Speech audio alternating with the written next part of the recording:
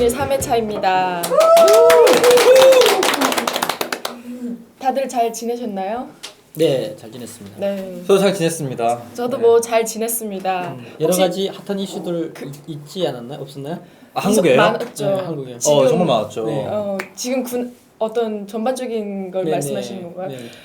저는 꼭 짚고 넘어간 게 이게 지금 상황이다 보니까 저희가 미흡했던 부분도 정말 많고 그랬었는데 또 지금 상황이 조금 좀 뭐라고 할까요? 중대한 선택을 개판이죠. 해야 되는, 네. 중대한 게 아니라 개판이죠. 중대한 선택을 해야 되는 상황이다 보니까 우리 구독자분들이 그 이슈를 챙겨보시느라고 약간 그래서 저희가 첫 회 때는 1만 뷰가 넘었었는데 5천 후반대 뷰가 나왔더라고요. 그래서 정말 통감했습니다. 우리가 정말 못하고 있구나. 아, 못하고 있다라기보다는 네. 나라꼴이 개판인데 뭐 이런 걸 챙겨볼 그런 게 개판, 있나요? 네. 네. 너무 그냥 자학하지 말고 그냥 뭐 잘하고 말고라기보다는 뭐 저희도 개판입니다. 네, 우리 서로 그냥 알아가고 네. 나눠가면 되는 거지 뭐. 그러니까요. 혹시 댓글 보고 어떻게? 아, 이번 댓글이요? 네. 제가 뭐 무식하다 아는 게 없다라는 댓글이 좀 있어가지고 생각을 좀 해봤어요. 그럼 나도 좀 이렇게 지식백과 좀 찾아보고 응?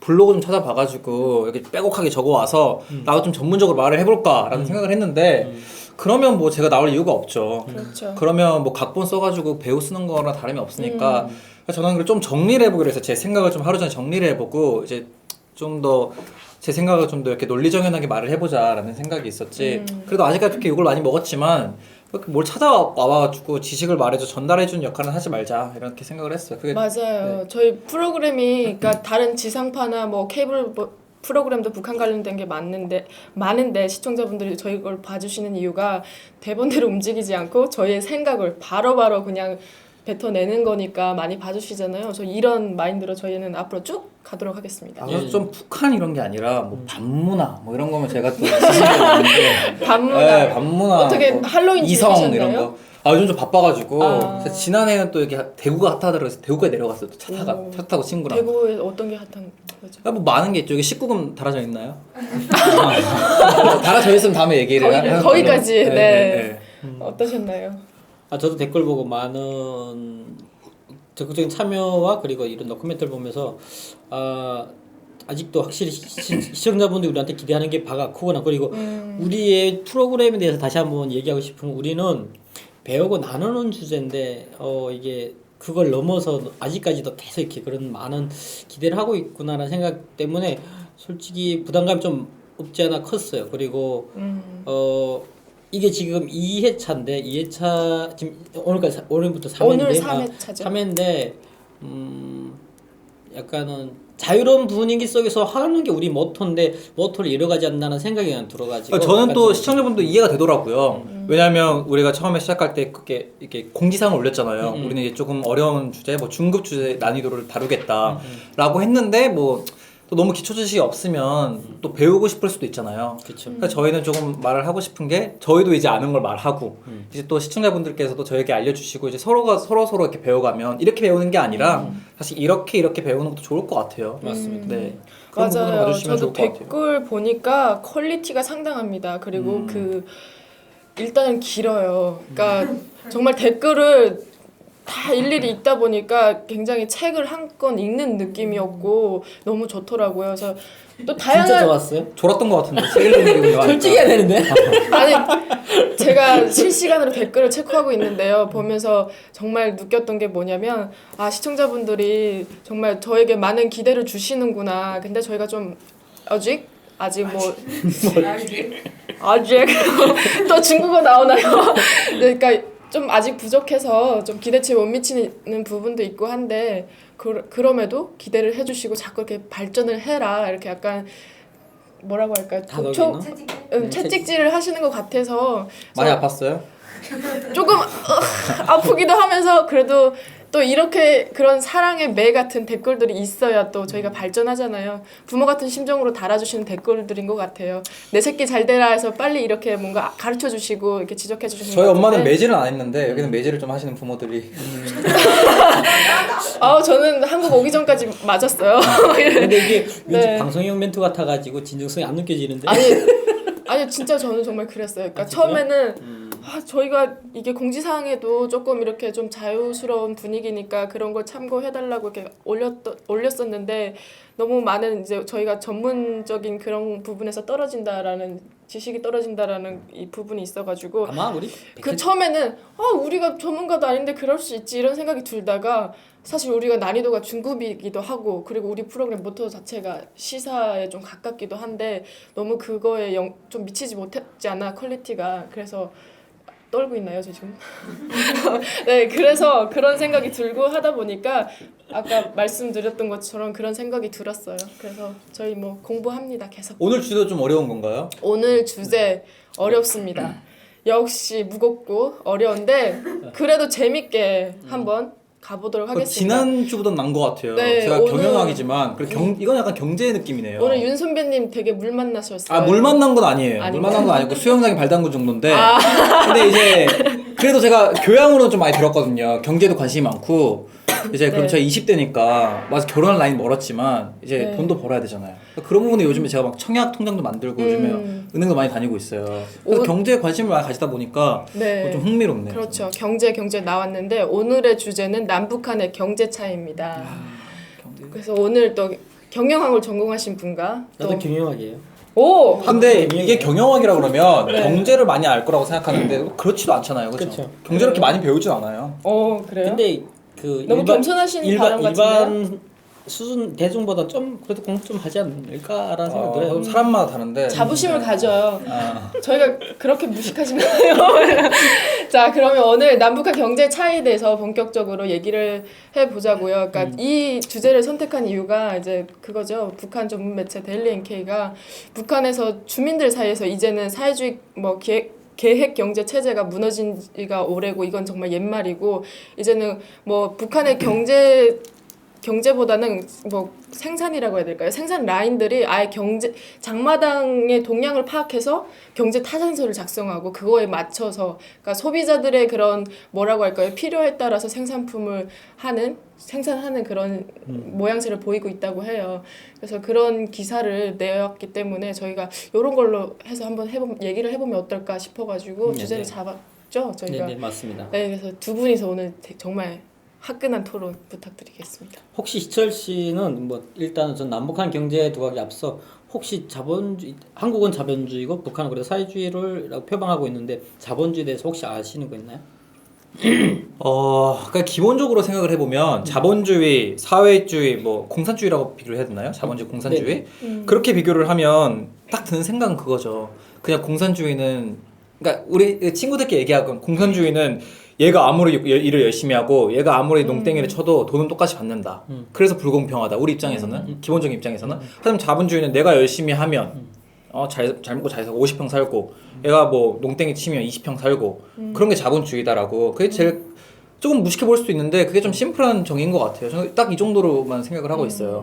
그리고 이제 공산주의는 계획대로 돌아간다. 정부의 지침 아래. 그러니까 아래서부터의 뭐 그런 경제가 아니라 위에서부터의 경제. 딱 이 정도? 아니 제가 이런 얘기하는 거는 저도 뭐 사회주의 자본주의가 크게 잘 모르지만은 제가 알고 있는 선에서는 그랬던 것 같아요. 아담 스미스가 처음에 국부론에서 그 방임주의적 자본주의를 얘기했거든요.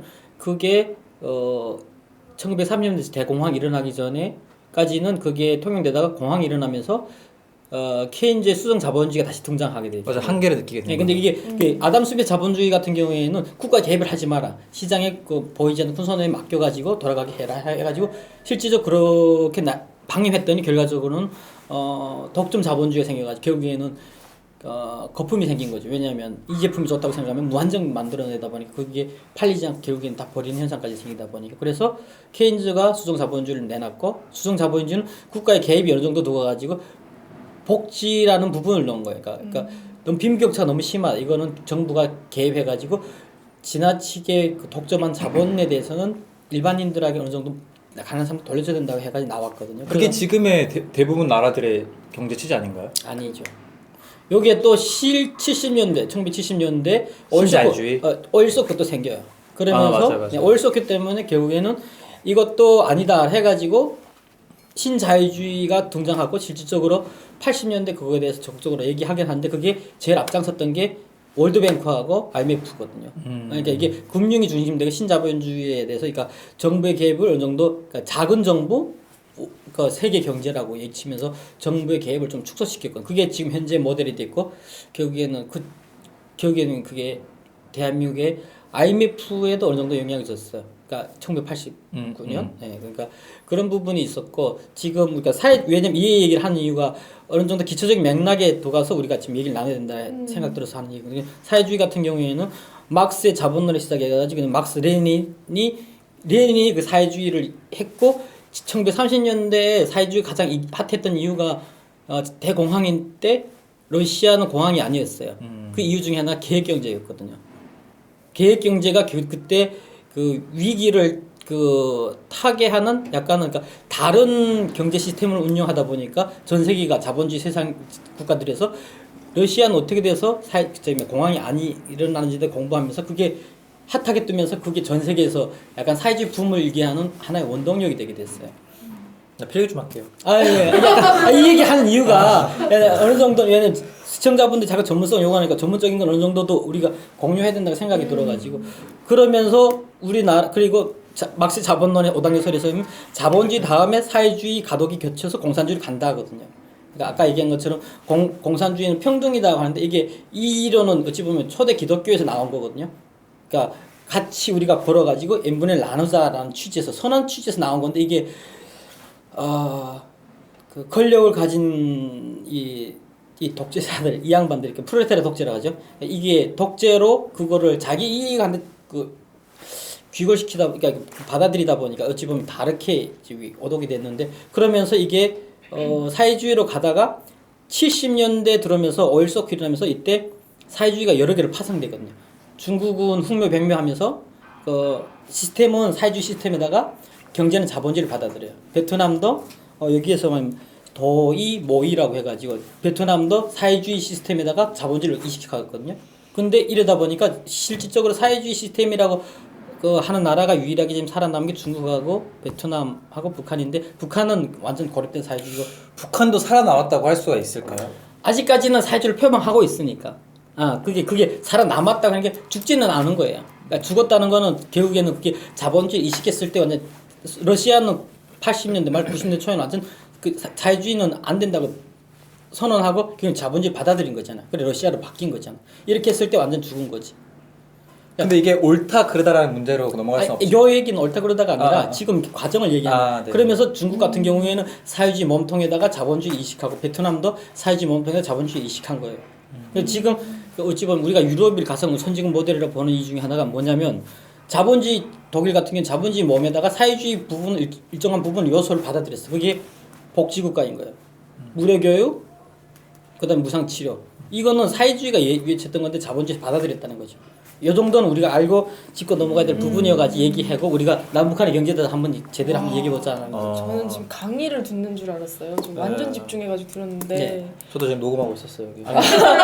아니 근데 어떻게 신 선배님이 경영을 하신다고 해도 잘 요거는 경제 부분이다 보니까 요걸 잘 완벽하게 아실 수 있나 싶어서 저는 생각하기를 우리 윤 선배님이 이제 한국에 이런 경제 시스템이나 이런 거 그리고 자본주의 시스템에 대해서 약간 저희에게 설명을 해주시면은 우리 신 선배님이 북한에 대해서는 잘 알고 계시니까 그 부분을 이렇게 해주시면은 잘 될 그런 생각을 했었어요. 전 단순하게. 근데 정말 잘 알고 계셔가지고 저 완전 지금 사실 되게 좋은 설명이었는데 기본적인 건가요? 그렇죠, 맞습니다. 네. 사실 뭐 그렇게 난이도 있는 얘기는 아니죠. 정말요? 네네. 네. 기본적인 건데 되게 잘 풀어내셨죠. 근데 제가 이걸 들으면서 든 생각이 뭐 아까 옳고 그르다 이런 얘기를 제가 따지려고 한 게 아니라 사회주의가 뭐 좋은 면도 있었죠, 당연히. 근데 전체적으로 사회주의, 자본주의를 보면 전 단적인 예로 옛날에 전쟁이 끝나고 나서 2차 세계전쟁이 끝나고 전쟁 배상금을 물었어요, 모든 나라에게. 뭐 우리나라도 있었고 뭐 베트남, 필리핀 여러 나라가 있었는데 우리나라 이제 동남아시아엔 거의 그때는 거의 대부분 사회주의였잖아요. 그래서 이제 그런 나라들은 대부분 이제 북한을 포함해서 그런 나라들은 대부분 전쟁 배상금을 농업 하는 사람들이랑 전 국민들에게 n분의 1 해가지고 많이 뿌려줬었어요. 맞죠 이거? 그런데 이제 우리나라는 박정희 체제에서는 이제 그 돈을 국민에게 뿌리지 않고 이제 그러니까 저는 이거 사회주의와 자본주의 단적인 예를 말하려고 하는 건데 그때 박정희 정부는 그 돈을 모두 이제 정부 주도로 이제 계획을 했죠. 그러니까 이제 뭐 그렇죠. n분의 1로 뿌리진 않고 이제 고속도로 사업을 추진하고 경제 5주년 개발 사업을 하고 네. 그런 부분에 있어서 사회주의에 그게 조금 단적이 안 좋은 예가 되지 않았나라는 생각이 들어요.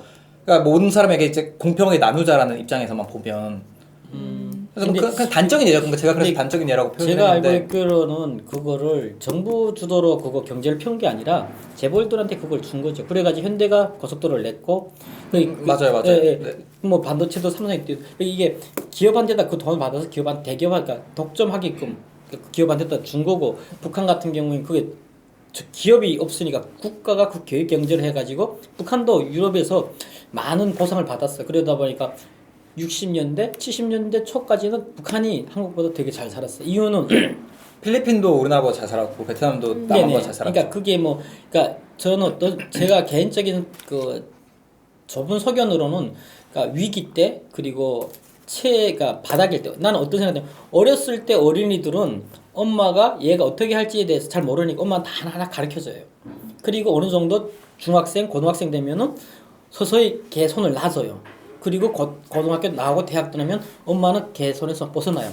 이 어머니란 개념을 난 국가로 비유했거든요. 이런 입장에서 보면 저는 그 어머니가 훌륭한 어머니여야 그게 또 성립이 가능하다고 생각을 그렇죠, 해요. 맞아요. 예를 들어서 북한에서는 예전에 화폐 개혁을 한 번 해가지고 다 완전 나라 완전 말아먹었잖아요. 그렇죠. 그렇게 잘못된 부모가 북한의 지금 정부인데 그런 정부를 지금 그런 정부를 믿고 계획 전개 계속 하고 있잖아요. 그래서 그런 부분에서 보면 저는 완전히 옳지 않다. 저는 그 얘기 맞다고 생각하는데 정도전도 그런 얘기 했죠. 임금이 훌륭한 임금을 나오기에는 200년에 한 번씩 나올까 말까 하다라고 얘기했고, 그래서 정도전 내는 게 계획, 토지 계획, 그리고 여러 가지 시스템을 만든 거죠. 근데 그런 건데 북한 같은 경우에는 솔직히 98년도에 종파 사건이 일어나면서 솔직히 북한도 원래 98년 이전의 역사 보면은 다양한 색과 다양한 이야기를 나왔어요. 왜 98년에 종파 사건이 일어났냐면 이유 중에 하나가 저거였어요. 노동자를 지칭한 나라에서 중공업과 경영업을 동시에 하기에는 노동자한테 무리가 너무 간다. 그래서 경공업만 하자라고 했던 연안파라든가 이런 소련파 이런 양반들이 있어. 근데 김일성은 아니다. 내가 유럽 순방 올 때까지 그거는 아닌 것 같다. 해가 자기가 돈 끌어와가지고 그 중공업과 경영업을 같이 해야 되겠다고 얘기했을 때 그 김일성이 반대파인 연안파, 소련파들이 쿠데타를 음모를 꿈꿔요. 예, 비행기 내려오면은 김일성을 저기에서 그 비행을 아웃시키자. 근데 이 얘기를 사전에 북한한테 김일성한테 두고하면서 김일성이가 일주일인가 열흘인가 땡겨서 기차로 와요. 그래서 그때 당대회가 열렸고 실질적으로 많은 사람들이 김일성의 표를 들었어요. 이유가 그때 김일성이가 그 유럽에서 많은 그 재정적인 지원을 받는다는 확인 그런 돈보따리라고 하지 일명 그거 가지고 온 거예요. 그러다 보니까 모든 사람들이 김일성의 표를 던졌고 그때 당시 그러면서 이 8월 종파 사건이라는 사건이 일어나면서 다양한 목소리들이 배제되게 된 거거든요. 왜냐면 그때 당시 집권이 그러면 48년에 북한이 집권이 딱 10년 만이었어요. 58년이면. 그래가 이게 북한도 그렇고 러시아도 그렇고 대부분 그냥 턴 할 때거든요. 약간 턴 바뀌는 건데 이게 그때가 가장 북한이 지금의 안전 모습으로 가게 하는 가장 좀 그런 부정적인 모습의 시발점이 아닌가라는 생각이 들었고, 그리고 그 다음에 또 목소리 낸 게 47년도 갑산파 사건이라는 게 있었어. 그때도 김일성이 보천보 전투하고 뭐 황제전 이런 전투할 때 적극적으로 김일성이 편에 들었던 양반들인데, 근데 이게 김일성의 독주가 너무 심해지다 보니까 67년도에 이건 좀 아닌 것 같다라고 얘기했더니 일명 김일성한테 충성했던 또 작은 국내파지 이 양반들 또 한번 숙청하는 바람이 불었지. 그러면서 유일 사상 체계가 그때부터 집권하면서 지금의 북한의 안전 모습으로 가게 된 계기인 거죠. 북한도 어찌 보면은 그 안에서 다양한 목소리, 한국이 좀 이렇게 경제 발전, 그러니까 이렇게 지금도 전국이 혼란스럽지만은 그래도 갈 수 있는 중에 하나가 다양한 목소리들이 결국에는 받아들여져 가지고 국민들이 그거에 대해서 선택할 수 있는 기회를 줬다는 거죠. 근데 북한은 그게 없었다는 거예요. 단 하나의 소리만 듣게끔 하다 보니까 지금의 북한의 경제가 지금 거기에 이제 익숙해진 상황이잖아요. 네. 그래서 저는 계획 경제에서 지금 시장 경제로 넘어가는 체제에 있어서 한 가지 의문이 들어요. 물론 저는 계획 경제가 아주 안 좋다고 생각을 합니다.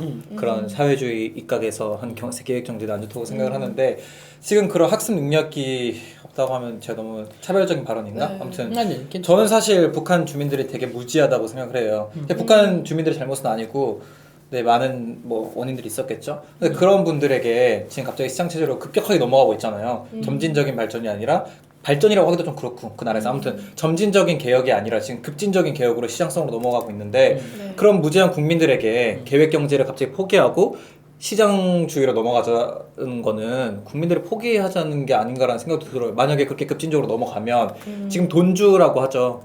돈주를 어떻게 설명해야 될까요? 돈 그러니까 저희가 잠깐 짚고 넘어가야 될 게 지금 이번 주제가 그 기사가 나온 것 자체도 계획 경제가 이제는 망했다. 그리고 시장 경제로 돌아가고 있다. 근데 이 시장 경제 주체는 주민들이죠. 주민들이고 방금 말씀하신 돈주들이 이제 주로 운영을 하고 있는데 돈주들이 어떻게 뭐 돈을 굴리는가에 따라서 시장이 돌아가고 있거든요.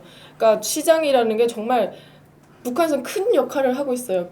선배님도 아시다시피 시장에는 없는 게 없다라고 할 정도로 뭐 고양이 뿔 빼고는 다 있다는데 고양이가 뿔이 없잖아요. 그러니까 고양이 뿔 빼고는 뭐 다 있다라는 얘기도 하고 있고 그리고 또 중요한 건 뭐냐면 국가에서 생산하지 못하는 생필품부터 시작해서 모든 게 시장에서 다 유통이 되고 있어요.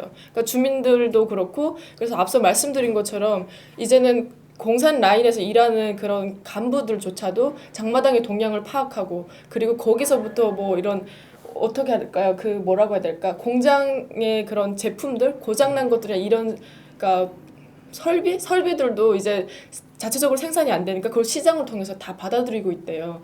그러니까 이게 이 사람들도 시장을 동향을 파악할 수밖에 없는 거고 김정은 자체도 2014년인 게 아니라 2004년에 장마당이 공식 출범이 됐고 그 이후부터는 장마당을 이제 국가 자체에서 통제하기 시작해요. 통제하기 시작하면서 하는 게 뭐냐면 장사하는 사람들에게 메데세라고 해가지고 그걸 걷어들이는데 그걸 걷어들여서 뭐 하냐 뭐 여기로 말하면 지방자치단체 운영세라고 하기는 하는데 그걸 걷어들여서 김정은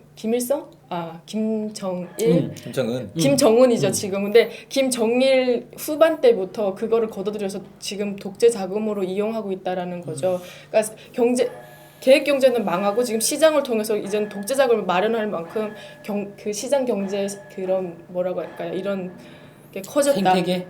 그러니까 생태계는 저는 어떤 생각하면 시장 경제 생태계는 94년 권한행기 시기부터 시작됐고 지금 군 오전 정확히 22년 정도 흘렀어요. 그러니까 전혀 없은 건 아니고, 그러니까 그게 지금 계획 경제 얘기 자꾸 나오는데 계획 경제는 러시아 중심의 계획 경제였어요. 각 러시아 중심으로 각 나라마다 러시아가 어떤 걸 만들어라 지시를 해서 만드는 게 계획 경제 그게 시발점이었거든요. 그래가지고 그 동북 사회권이 망하면서 북한이 자기만의 계획 경제를 했지만 그게 90년 초인데 그게가 작동될 수 없는 게 왜냐면 본인들이 만든 걸 내수 시장 그 지탱하기 위해서는 기본 내수 인구가 1억은 있어야 되거든요. 일본이 20년 장기 경기 공황 속에서 버틸 수 있는 건 내수 경제 1억이 있어가지고 그 안에서 돌아가는데 북한은 2,200 그 정도인데 2,500 정도인데 내수 경제로 시장을 운영할 수가 없는 거예요. 그러니까 계획 경제 자체가 말이 안 되는 건데 맞는 얘기 맞지만은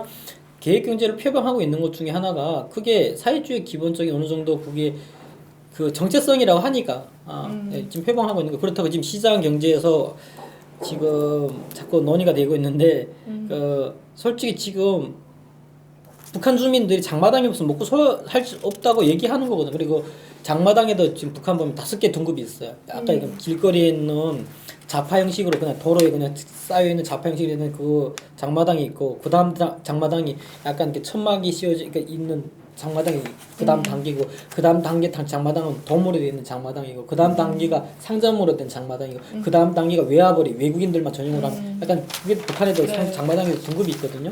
그러니까 두 분이 지금 말씀하시는 거 보면은 계획 경제는 확실히 일단은 실패를 했다라는 걸 두 분 다 지금 인정을 하시는 부분이잖아요. 그러면은 이거를 이제는 뛰어넘어서 저희가 본격적으로 얘기를 해야 될 부분이 그러면 북한의 현재 장마당이 질주를 하고 있는데 이 경제 시스템이 질주를 하고 있는데 이거를 어떻게 봐야 되냐, 이게 정상이냐 비정상이냐, 장단기적으로 봤을 때 생각하시는 부분들에 대해서 말씀을 해주시면은 조금 빠르게 전개될 것 같아요. 저는 뭐 기본적으로 아까도 말했지만 계획경제를 포기하는 거에 대한 우려는 있죠. 당연히 지금 남한한테 계획경제를 한다고 하면 피켓 들고 지금 정부 앞에 가죠. 저는 피켓 들고 난리 치죠. 폭죽 쏘고.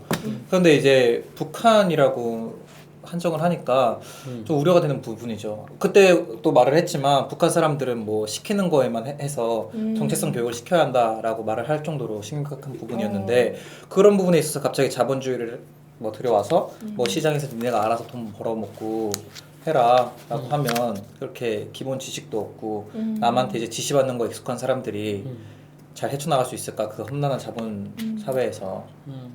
그래가지고 개성공단 할 때도 여러 가지 문제가 있었다고 하더라고요. 있었는데 결과적으로는 저는 제 개인적인 생각에서는 위기 때는 계획 경제가 어느 정도는 전 필요하다 생각해요. 맞아요. 극복을 아주 위해서는 큰 위기. 아주 큰 위기 때. 왜냐하면 그게 시장 원리라는 거는 능력이 되는 사람이 무한정 뭔가를 아이디어를 만들어가지고 지금 아이폰이 지금 전 세계 대세를 이루듯이 이게 그러니까 근데 어느 정도 우리나라 솔직히 왜냐면 아이폰을 우리나라에다 만약에 무조건 들어오게끔 풀어놓는다면 삼성이 어떻게 될까요? 어느 정도 그거에 대한 커트가 있길래 그러니까 내수라는 어느 정도 이렇게 국가 경제를 살리기 위한 어느 정도 그게 커트가 있길래 지금 돌아가는 부분이거든요. 그러니까 유사시를 위해서 계획 경제는 어느 정도 필요하다 생각하는 부분이에요. 왜냐하면 그게 아직 북한 아까 얘기한 것처럼 뭐 그런 부분이 있긴 한데 하지만은 지금 전 세계 시스템 자체가 우리가 보면 북한 한정돼서 보는 게 아니라 전 세계 시스템을 보면은 그런 생각이 들었어요. 이게 지금 전 세계는 자본주의가 주류잖아요. 근데 여기서 생존하려면 경쟁력을 키울 수밖에 없는 환경이다 보니까 지금도 우리가 청년들이 밤새 늦게까지 공부하는 이유가 경쟁에서 살아남기 위해서 그런 거 아닌가라는 생각이 들어요. 왜? 살아남아야 되니까. 그러니까 1등이 되려고 하는 이유가 살아남기 위해서 1등을 외치는 거 아닌가라는 생각이 들었어. 그냥. 생존이죠, 근본적으로. 생존. 근데 솔직히 북한이 뭐 경쟁력 있냐가 했을 때 경쟁력은 진짜 없어요. 왜 없을 수밖에 없는 게 그게 정부가 진짜 그 정도주의처럼 똑똑한 사람들이 나와서 나라 경제를 운영하면은 참 뭐 모르겠어. 근데 그게가 아니고 뭐 누구마다 간신배들만 차가 넘치는 세상이다 보니까 그거는 지금 세상이 지금 이끌라는데 뭐 그래가지고 그런 사람들이 지금 너무 차가 넘치다 보니까 지금 백성들의 민심은 전혀 이렇게 중요치 않게 이번에도 콧물 그 피부에 났을 때도 뭐 전혀 거기에 대한 뭐 적극적인 지원이 없는 이유도 그런 거 아닌가라는 생각이 들어요. 약간 이렇게 그때 당시 지금도 뭐 여러 가지 복잡한 문제들 북한 안에서도 많이 논의되는 것 같아요. 그래가지고 생존하기 위한 다양한 전략들이 있는 것 같아요. 그냥. 그래서 제 말은 계획 경제를 해라 이게 아니라 너네 계획 경제가 그냥 또 찌부러져 있어 이런 말이 아니라 좀 우려가 있는 거죠. 근데 뭐 멀리 보면 넘어와야죠. 넘어와야 되는데 그걸 이제 지금처럼 급진적으로 그렇게 뭐 손 놓고 하지 말고 어느 정도 점진적으로 해야 한다고 생각해요. 근데 이거에 대한 대책을 좀 생각을 해봤는데 또 이게 북한이라고 하다 보니까 남한이랑 연결고리를 또 생각하지 않을 수가 없더라고요. 맞아요. 이제 남한의 남한이라고 하긴 좀 그래요. 구분하기 위해서 전 남한이라는 말을 싫어하는데 대한민국의 입장에서 보면 이제 또 정부 주도 또 뭐 우리나라의 기업 주도로 도와야 한다 이런 말이 또 많을 것 같아요. 항상 나오는 말이잖아요. 맞아요. 저는 또 그 부분에 있어서는 엄청 크나큰 반대거든요. 제가 어려서 잘 몰랐지만 뭐 지금도 어리지만 김대중 정부, 노무현 정부 때 햇볕 정책을 해가지고 아주 많은 세금으로 이뤄주는 거죠. 뭐 그런 많은 세금을 뭐 소, 뭐 돈, 쌀 많이 보냈는데 이거에 대한 8년 동안의 학습 효과로 알잖아요. 우리는 뭐 그렇게까지 뒀고 뭐 경제 많은 일조를 했는데 지금 뭐 핵 쏜다 마냐 뭐 박근혜 뭐뭐 년 하면서 공영방송에서 나올 정도니까 그래서 만약에 우리가 돕는다면 그런 식으로 돕지 말고 뭐 중소기업청과 뭐 정부 주도로 도와야 한다고 생각을 하는데 이제 어느 정도의 남한에 있어서 대한민국에 있어서 이익이 되지 않는 부분이라면 저는 막아야 한다고 생각을 해요. 돕는다면 뭐 어느 정도의 지분을 가져간다던가 이 회사가 컸을 때 지분을 가져간다던가 그런 식으로 저는 솔직한 마음으로는 경제로 이렇게 귀속시키고 싶어요 북한을.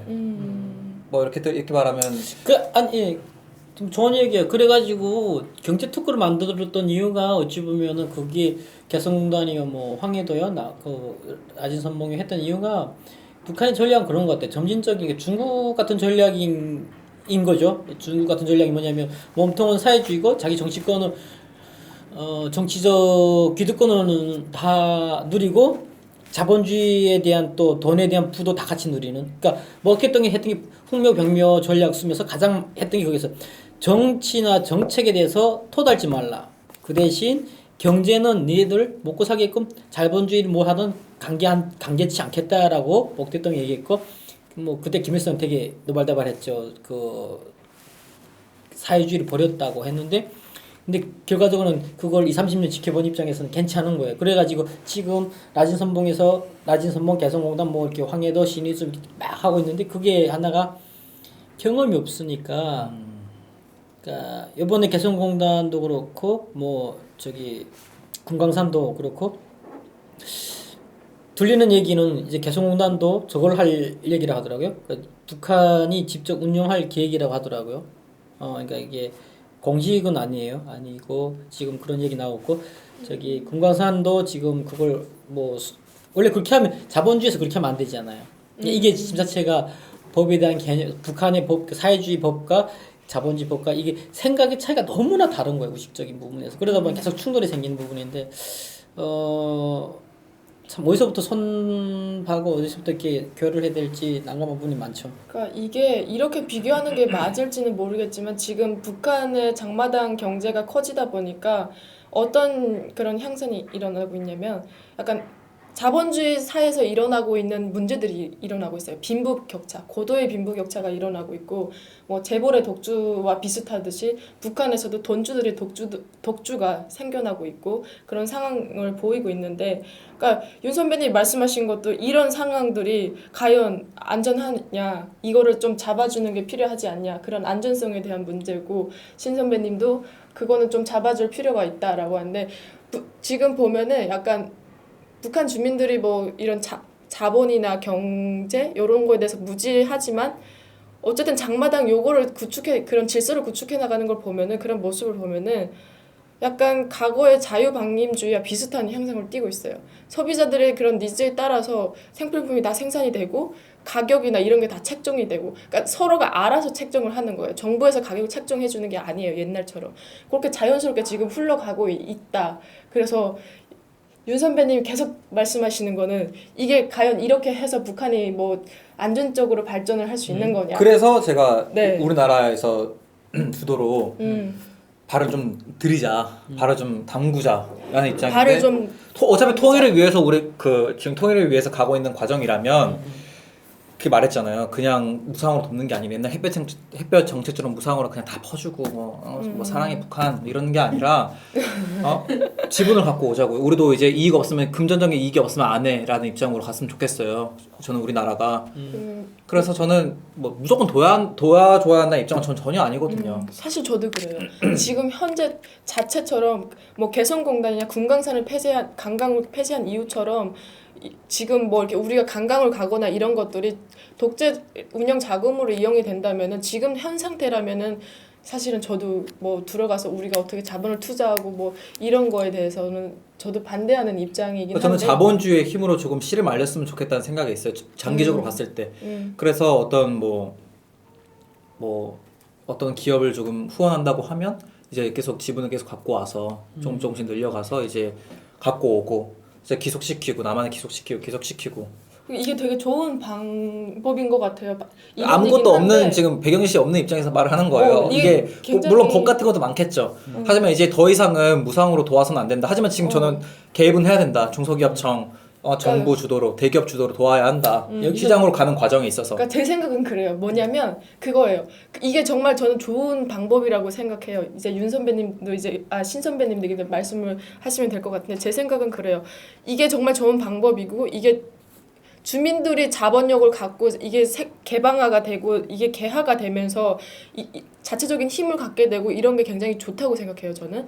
그런데 그러면은 이렇게 우리가 자본을 북한 내에 들어가서 투자를 하고 우리가 이윤을 취득하고 이런 것들을 북한 정권에서 이거를 받아들일 수 수락을 할 것이냐, 이게 굉장히 큰 문제인 것 같아요. 수락을 하면 이게 사실 큰 문제가 아니고 우리가 바란 대로 되겠죠. 근데 수락을 할까? 제가 왜 이런 말을 했냐면 지금 시장성으로 많이 확대를 하고 있더라고요. 지금 정부 주도에서 지금 그러고 있지 않나요? 그 북한 정부 입장에서도. 그렇죠.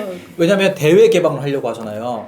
그런 부분에서 입각해서 생각을 해보면 뭐 안 될 것도 없지 않느냐. 근데 조금 뭐 모순되는 건 있어요. 핵 개발 어쩌고저쩌고 하면서 지금 대외적으로 개방을 하려는 정부의 이중적인 태도가 조금 모순이긴 한데, 그리고 어쨌든 대외 개방을 하려는 시도를 본다면 뭐 우리나라가 조금 슬기롭게 조금 대화의 장을 마련한다면 가능하지 않을까라는 생각이 맞습니다. 북한이 자꾸 핵에 목숨 걸고 개방에 목숨 거는 이유가 그거예요. 핵을 목숨 거는 거는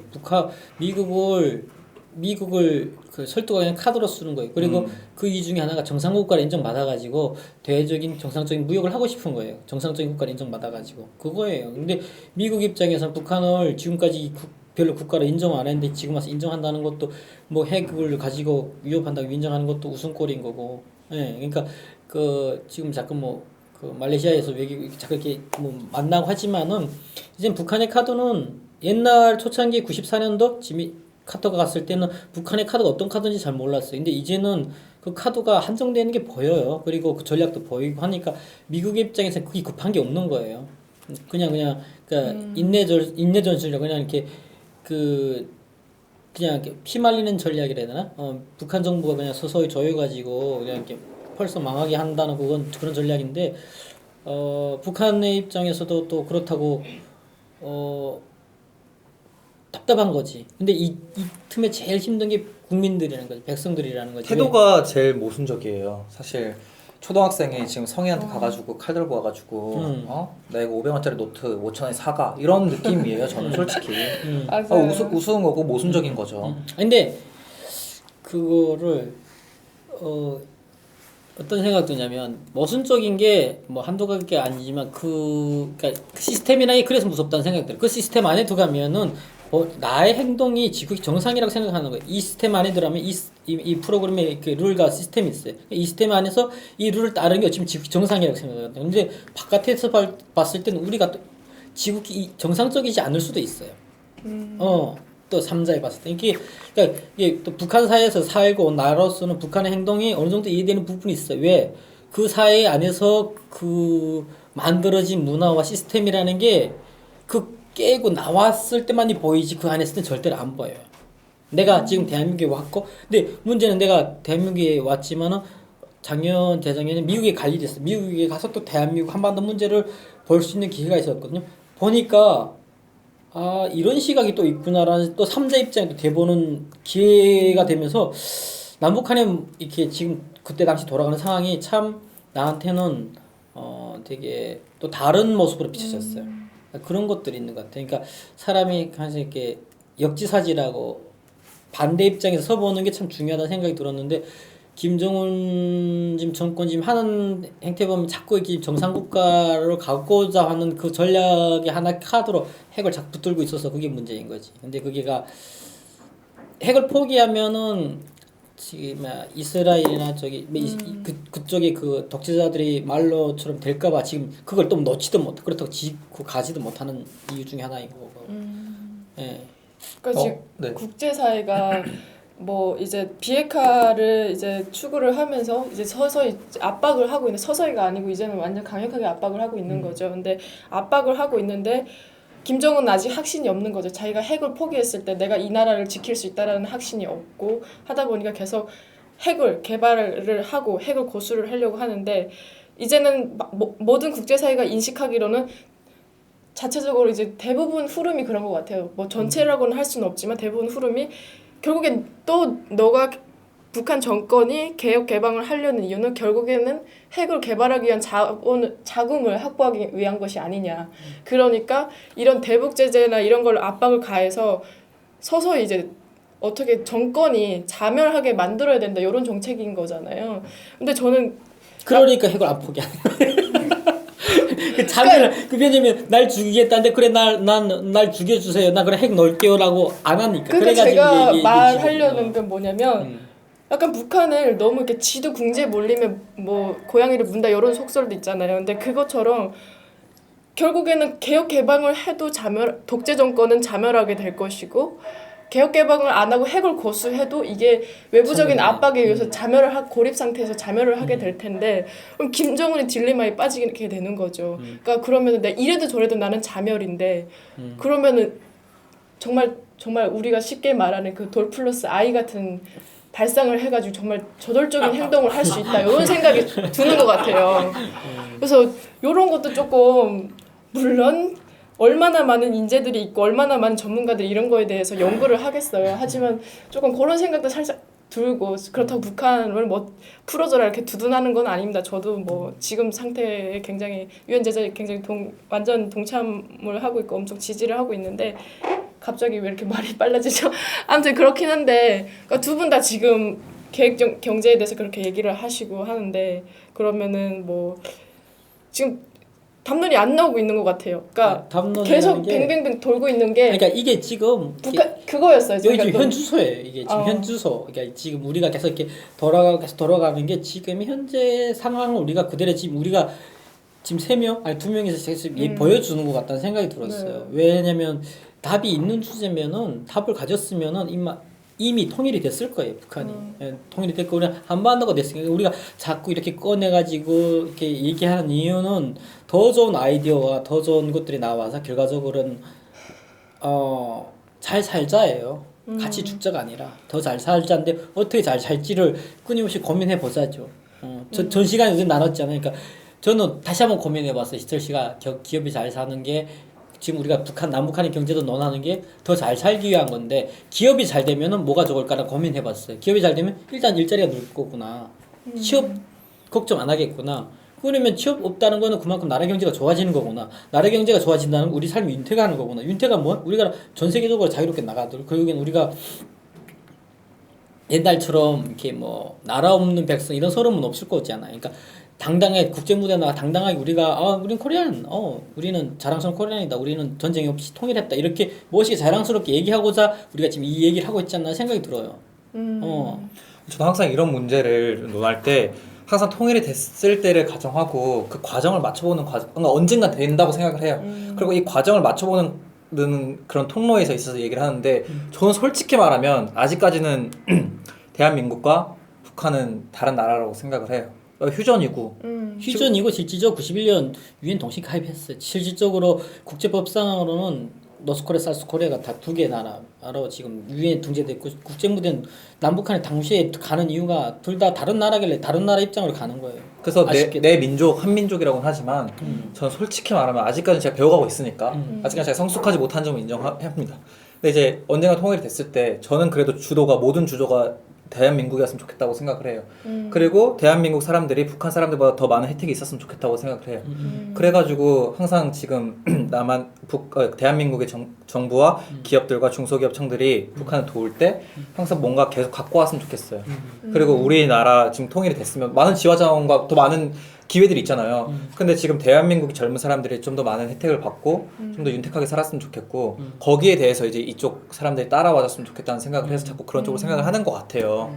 아마 이런 사례는 동서독의 사례에서도 참 많이 나왔어요. 그러니까 동서독이 지금 통일된 지 20년 넘었는데 처음에는 동서독이 서로가 원해서 통일은 됐지만은 실질적으로 10년 동안은 통일된 10년 이후 그러니까 통일돼서 10년 이후 한동안은 동독도 서독도 서로가 불만이 많았어요. 근데 지금 20년이 지난 지금은 그때 선택이 참 옳았다라고 얘기했어요. 근데 분명한 거는 결혼해도 서로 끊임없이 사랑하고 진짜 죽고 못 살아는 커플이 결혼해서 2, 3년은 엄청 싸운다 하더라고요. 그리고 그러다가 싸움하다가 친구 됐다가 어느 순간 진짜 동지가 되는 거지. 평생 가족께서 약간 그런 과정이 그 이게 우리가 저는 통일이라는 주제가 하고 우리 삶하고 절대로 별개 주제라 생각은 안 하거든요. 왜냐면 모든 게 결국에는 우리 삶하고 직접적으로 모든 관계가 연관됐다는 생각이 들었고 실질적으로 지금 우리 나누는 주제도 더 잘 살기 위해서 지금 남북한의 경제도 얘기하는 거지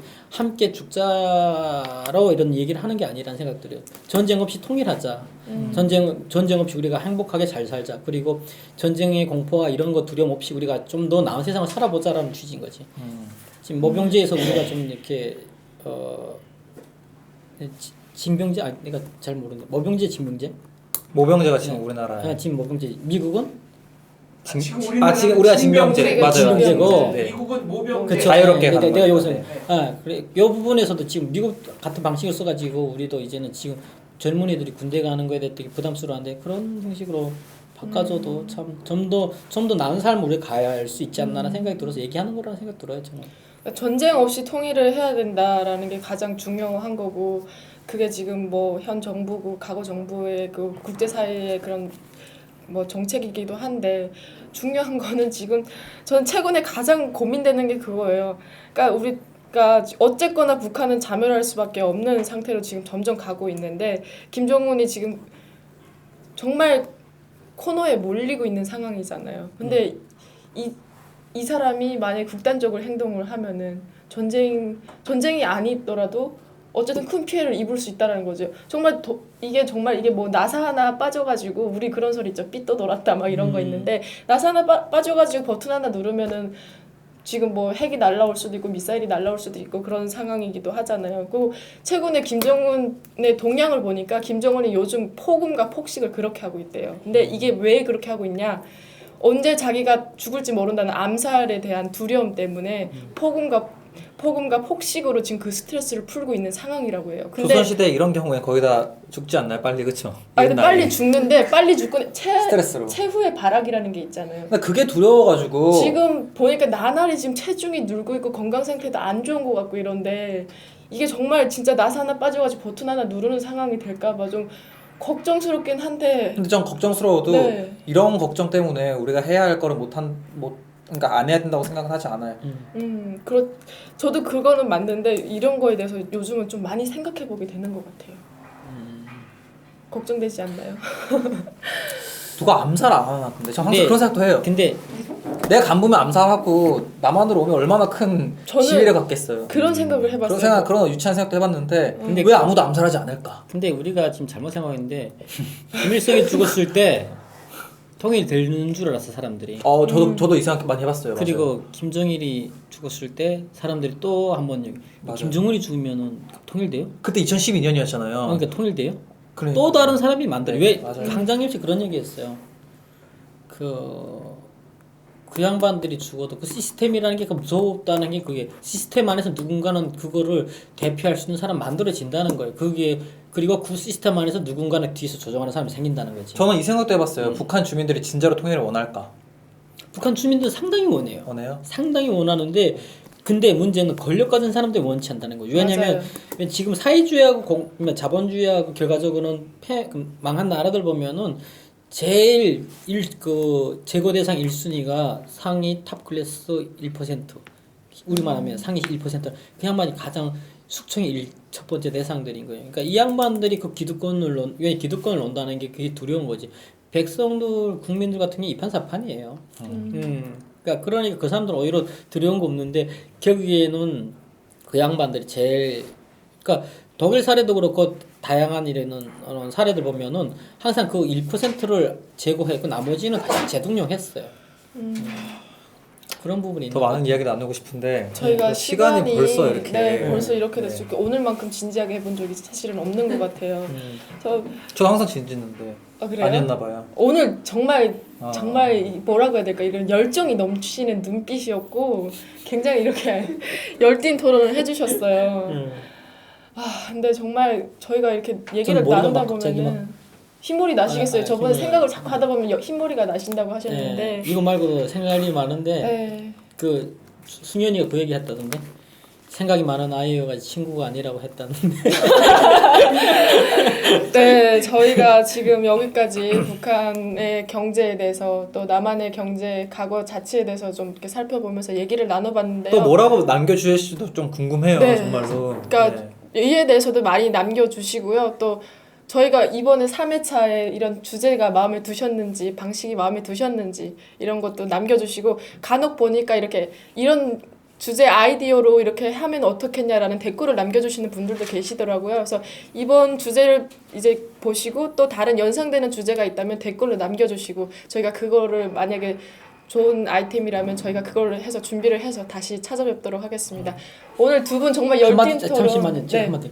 성혜 씨가 이거 잘해보고 싶은 마음에서인지 모르겠는데 이 프로그램 하기 전날에는 밤잠을 못 잔다 하더라고요. 아침에 아까 보니까 이것 때문에 악플 달 때는 스트레스 안 받았는데 자꾸 이런 얘기 들으니까 스트레스 받아 잠을 못 잔다는데 아, 예, 우리가 좀 이렇게 자유롭게 할 수 있게끔 좋은 댓글 부탁드리고요. 네, 제가 부끄러워지네요. 저는 아무 생각 없이 백지 상태로 오느라. 그 스트레스가 뭐냐면요. 그 사실 그래요. 근거 없는 악플은 무시를 할 수가 있고 무시를 하고 나면 속이 편한데 지금 달리는 댓글들을 보면은 저희에 대한 기대감이 너무 크셔가지고 약간 그러니까 부모의 심정으로 달아주시는 앞서도 언급하셨듯이 약간 사랑의 매 같은 댓글들인데 이 기대감이 너무 그게 기대감이 미치지 못하니까 너무 이렇게 약간 스스로 자질에 대해서도 생각해보고 그런 게 돼서 약간 부담스러워서 그걸 자꾸 생각하다 보니까 잠이 안 오고 그런 거지 사실 뭐 스트레스 뭐 이런 거는 아닙니다. 조금 희석해서 말씀드리면 하루 못 그렇습니다. 나오면 병원 간 거라고. 네 오늘 위험으로 간 네 걸로. 저희 정말 두 분의 열띤 토론 정말 감사합니다. 다음 주에 더 활기찬 주제로 찾아오겠습니다. 시청해주셔서 감사합니다. 자 인사할까요? 네. 야 시청자 여러분 감사합니다. 감사합니다.